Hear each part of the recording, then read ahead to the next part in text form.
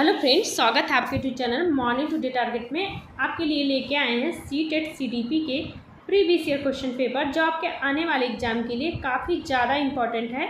जैसा कि आप सभी जानते हैं कि किसी भी एग्ज़ाम को क्लियर करने के लिए उसका PYQ क्वेश्चन कितना ज़्यादा इम्पॉर्टेंट होता है। इसलिए जितने भी PYQ क्वेश्चन अभी तक पूछे गए हैं आपके एग्ज़ाम में, सारे प्रीवियस ईयर क्वेश्चन पेपर आपको इसी चैनल के माध्यम से कराने वाले हैं।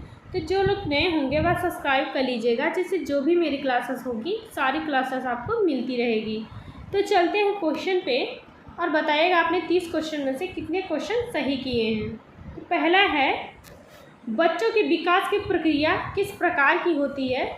तो ऑप्शन है पहला, एक समान और क्रमानुसार, दूसरा है एक समान और अव्यवस्थित, तीसरा है व्यक्तिगत व क्रमानुसार, चौथा ऑप्शन हो जाएगा व्यक्तिगत व अव्यवस्थित। तो बच्चों के विकास की प्रक्रिया होती है व्यक्तिगत व क्रमानुसार होती है।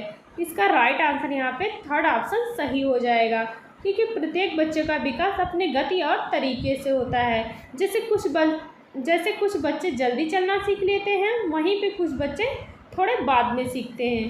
तो इसलिए इसका करेक्ट आंसर यहाँ पे थर्ड ऑप्शन सही हो जाएगा। नेक्स्ट क्वेश्चन है, विद्यार्थियों द्वारा निर्मित भ्रांतियों को निपटाने के लिए रचनात्मक दृष्टिकोण क्या सुझाव देता है। तो बताएगा उन्हें अनदेखा करना चाहिए, तो अनदेखा बिल्कुल भी नहीं करना चाहिए। तो दूसरा है, उन्हें निष्क्रिय रखने के लिए बहुत सारी विषय वस्तु देनी चाहिए, तो बच्चों को रोट लर्निंग नहीं करवानी है, इसलिए ये भी गलत हो जाएगा। तीसरा है, विद्यार्थियों को सज़ा देनी चाहिए, बच्चों को सज़ा भी नहीं देनी चाहिए, इसलिए तीसरा भी गलत हो जाएगा। चौथा ऑप्शन क्या है देखिएगा, चौथा ऑप्शन है, बच्चों के भ्रांतियों को प्रत्युत्तर हेतु चर्चा को मौके मुहैया करवाने चाहिए। तो यही आपका राइट आंसर सही हो जाएगा।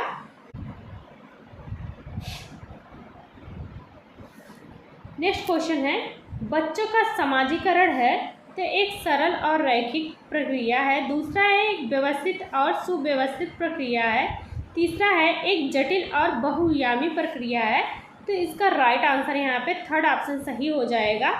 बच्चों का समाजीकरण एक जटिल और बहुआयामी प्रक्रिया होता है जो जीवन भर चलता रहता है, इसलिए इसका करेक्ट आंसर थर्ड ऑप्शन यहाँ पे सही हो जाएगा। नेक्स्ट क्वेश्चन है, जीन पियाजे के सिद्धांत डैश में प्रक्रिया क्या कहलाती है जब बच्चा नए अनुभव के लिए मौजूदा स्कीमा को संशोधित करता है। तो वह क्या कहलाता है।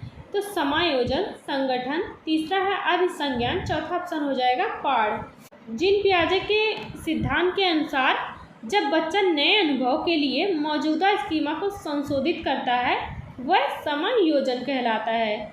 इसका फर्स्ट ऑप्शन यहाँ पे सही हो जाएगा। नेक्स्ट क्वेश्चन है, कथन ये है, बच्चों के विकासात्मक प्रतिमान की उपलब्धि में देरी के लिए सीधे आनुवंशिकता को जिम्मेदार ठहराया जा सकता है। दूसरा है, तर्कार है, पर्यावरणीय कारक विकास में कोई भूमिका नहीं निभाते हैं। यहाँ पे दोनों गलत हो जाएगा, क्योंकि आनुवंशिकता और पर्यावरण दोनों ही बच्चों के विकास में बराबर भागीदारी होते हैं, इसलिए दोनों यहाँ पे गलत हो जाएगा। तो यही आपका राइट आंसर फोर ऑप्शन सही हो जाएगा।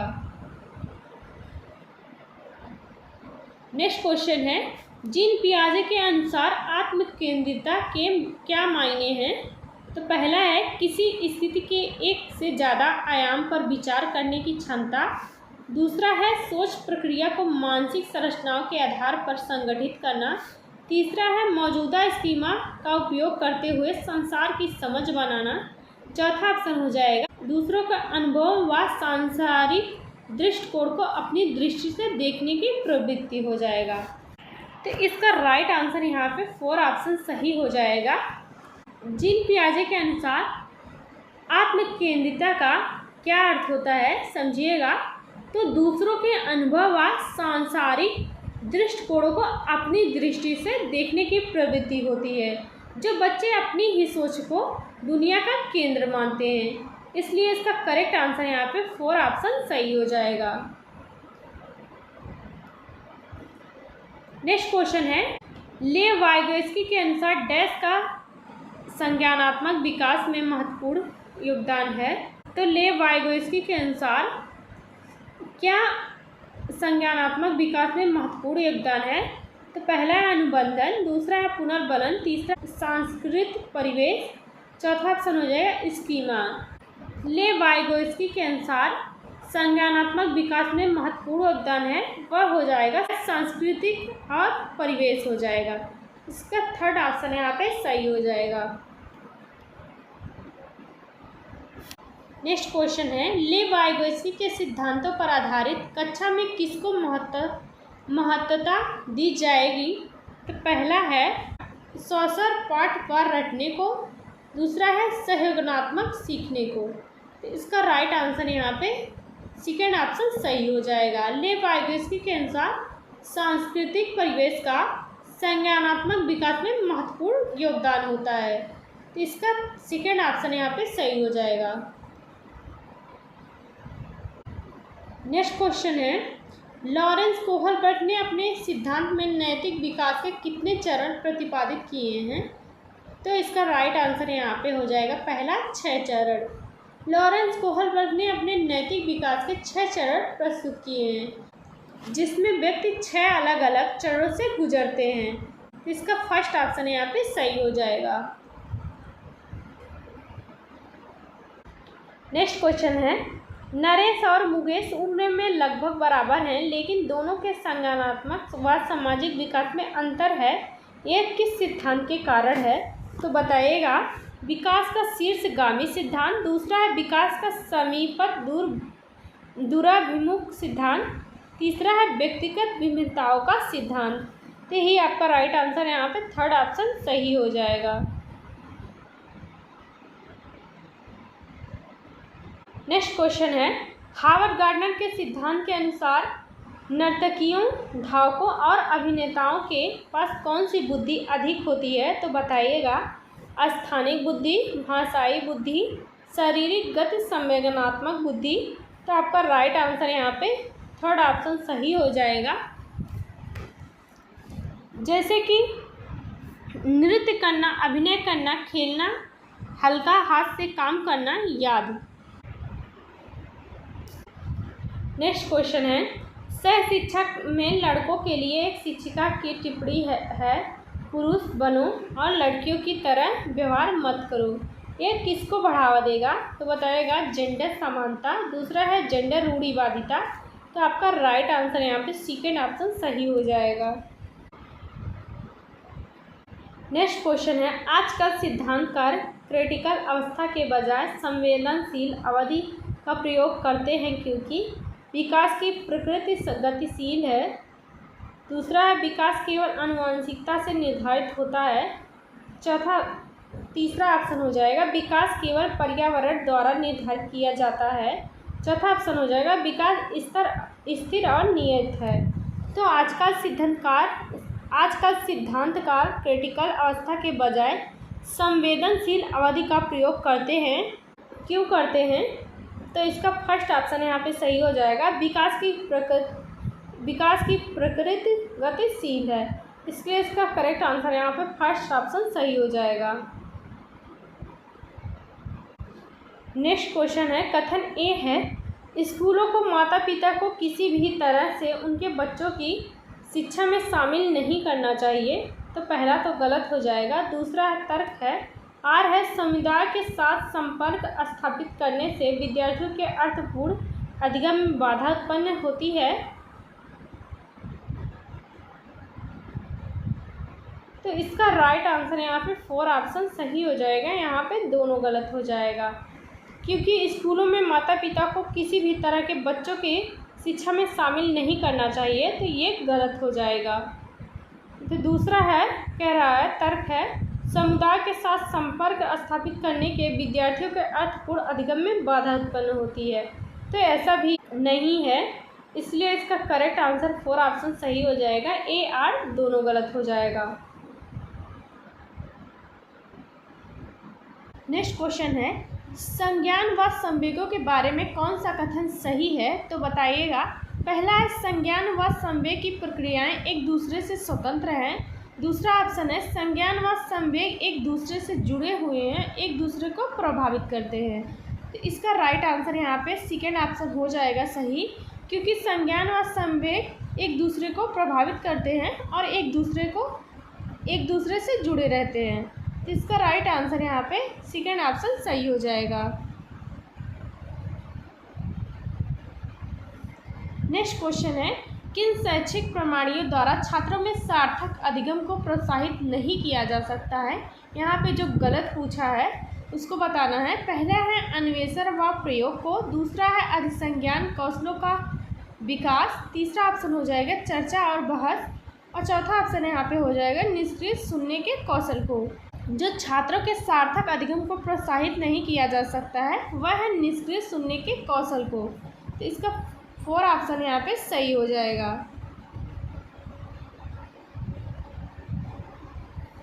नेक्स्ट क्वेश्चन है, रचनावाद का सिद्धांत है। तो पहला है सीखने में अधिगमकर्ता की भूमिका को महत्वपूर्ण मानता है, जिससे वह संसार के बारे में खुद समझ बनाते हैं। तो इसका फर्स्ट ऑप्शन यहाँ पे सही हो जाएगा।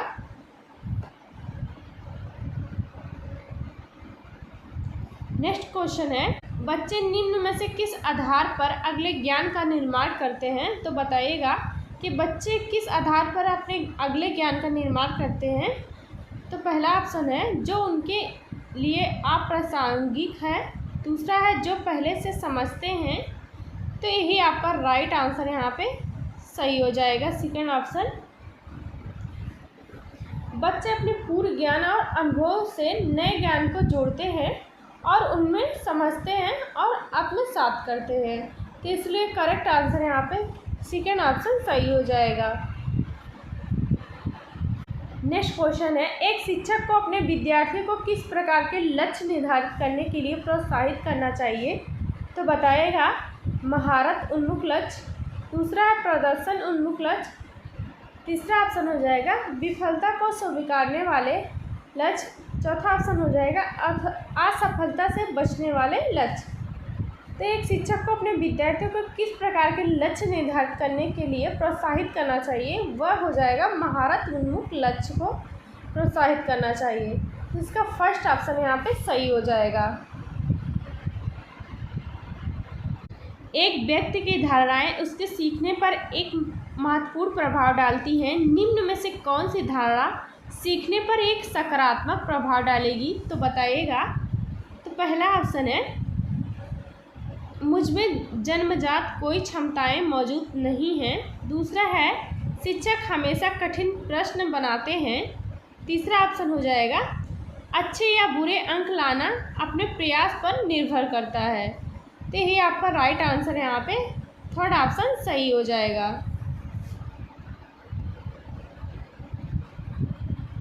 नेक्स्ट क्वेश्चन है माध्यमिक कक्षाओं में छात्रों की सक्रिय भागीदारी को किसके द्वारा बढ़ावा दिया जाना चाहिएगा। तो बताइएगा पहला है सकारात्मक और नकारात्मक पुनर्मनन द्वारा, दूसरा है निष्क्रिय श्रवण द्वारा, तीसरा ऑप्शन हो जाएगा प्रतियोगिता को बढ़ावा देकर, चौथा ऑप्शन हो जाएगा पूछताछ और जांच की प्रक्रियाओं के माध्यम से। तो माध्यमिक कक्षाओं में छात्रों की सक्रिय भागीदारी के लिए क्या करना चाहिए, तो पूछताछ और जांच की प्रक्रियाओं के माध्यम से करना चाहिए। तो इसका राइट आंसर यहाँ पे 4 ऑप्शन यहाँ पे सही हो जाएगा। नेक्स्ट क्वेश्चन है कथन ए है समकक्षियों से चर्चा व संवाद की शिक्षा शास्त्रीय पद्धतियाँ समस्या समाधान के कौशलों के विकास में बाधा डालती हैं। तर्क है अधिगम की प्रक्रिया का स्वरूप व्यक्तिवादी है ना कि सामाजिक है। तो इसका राइट आंसर यहाँ पे हो जाएगा, यहाँ पे दोनों गलत हो जाएगा, ए और आर दोनों गलत हो जाएगा, इसलिए इसका करेक्ट आंसर यहाँ पे 4 ऑप्शन सही हो जाएगा। नेक्स्ट क्वेश्चन है निम्नलिखित में से कौन सी अधिगम अक्षमता से जुड़ने वाले की विशिष्ट पहचान विशेषताएं हैं। तो बताइएगा पहला है पढ़ने में शब्दों या पंक्तियों को छोड़ देते हैं, वर्तनी में गलती करते हैं, दूसरा है 2 फीट की दूरी के परे चीज़ें नहीं देख सकते हैं, तीसरा है एक ही गतिक क्रिया को बार बार करते हैं, चौथा ऑप्शन हो जाएगा 70 dB की आवाज़ सुन नहीं सकते। तो कौन सी अधिगम अक्षमता से जूझने वाले छात्रों की विशिष्ट पहचान है, तो बताइएगा। तो इसका राइट आंसर यहाँ पे पहला सही हो जाएगा कि पढ़ने में शब्दों या पंक्तियों को छोड़ देते हैं और वर्तनी में गलती करते हैं। तो इसका फर्स्ट ऑप्शन यहाँ पे सही हो जाएगा। नेक्स्ट क्वेश्चन है, वाइगोस्की के अनुसार जब एक वयस्क बच्चे के निष्पादन स्तर को सहयोग द्वारा विस्तारित करता है तो इसे क्या कहते हैं। तो पहला है अंतः व्यक्तिनिष्ठता, दूसरा है खोजपूर्ण अधिगम, तीसरा है समीपस्थ विकास का क्षेत्र, चौथा ऑप्शन हो जाएगा पाठ ढांचा। तो वाइगोस्की के अनुसार जब एक वयस्क बच्चे के निष्पादन के वर्तमान स्तर का सहयोग द्वारा विस्तारित किया जाता है उसे पाठ व ढांचा कहते हैं। तो इसका फोर्थ ऑप्शन यहाँ पे सही हो जाएगा।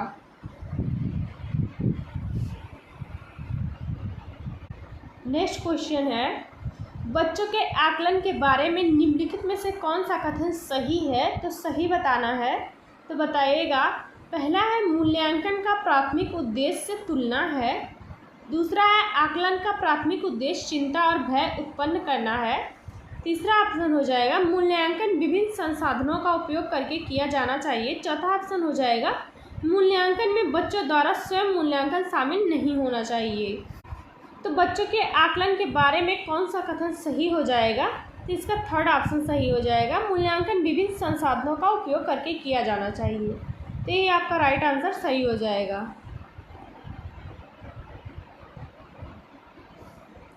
नेक्स्ट क्वेश्चन है, निम्नलिखित में से कौन समावेशी शिक्षा की भावना का पालन नहीं करता है। तो विभेदित निर्देश, दूसरा है सीखने के लिए सार्वभौमिक डिजाइन, तीसरा है पृथकीकरण और नामीकरण। तो यही आपका राइट आंसर हो जाएगा।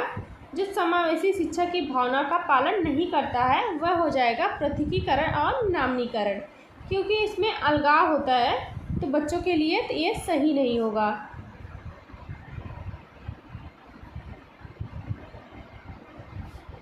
नेक्स्ट क्वेश्चन है, कोहलबर्ग के नैतिक विकास के किस चरण में व्यक्तियों का मानना है कि सामाजिक व्यवस्था को बनाए रखने के लिए निश्चित नियमों का पालन करना चाहिए।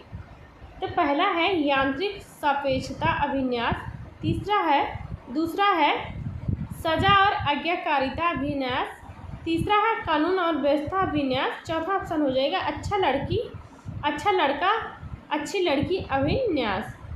तो कोहलबर्ग के नैतिक विकास के किस चरण में व्यक्तियों का मानना है कि सामाजिक व्यवस्था को बनाए रखने के लिए निश्चित नियमों का पालन किया जाना चाहिए, वह हो जाएगा कानून और व्यवस्था अभिन्यास हो जाएगा। तो इसका तीसरा ऑप्शन यहाँ पे सही हो जाएगा।